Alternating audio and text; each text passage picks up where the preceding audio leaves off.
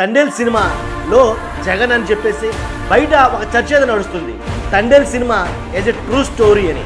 ఇవాళ ఇదే నియోజకవర్గంలో మత్స్యకార సోదరులు ఆ కుటుంబ సభ్యులు నా దగ్గరకు వచ్చారు. పనులు దొరక్క వలసపోతా ఉన్న పరిస్థితులు. గుజరాత్ దాకా వెళ్ళి అక్కడ బోట్లలో 10,000 కోసం 8,000 కోసం పనిచేస్తా ఉంటే వీళ్ళకి తెలియక బోట్లు పాకిస్తాన్ సరిహద్దుల్లోకి పోయిందని పాకిస్తాన్ నేవీ వాళ్ళు వచ్చి అరెస్ట్ చేస్తే ఈ రాష్ట్ర ప్రభుత్వం కనీసం పట్టించుకుందా అని అడుగుతా ఉన్నాను ఈ మత్స్యకార సోదరుల గురించి.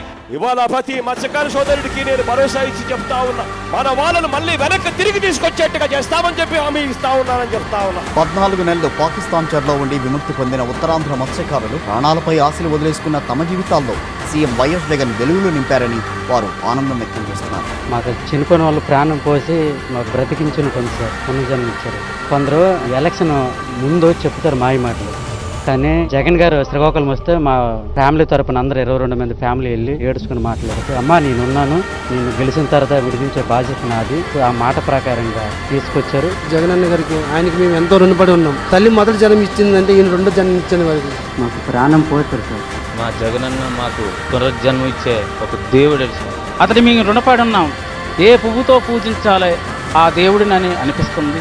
ఒక్క మత్స్యకారుడి కుటుంబానికి 5 లక్షల ఆర్థిక సాయం అందించారు సీఎం జగన్.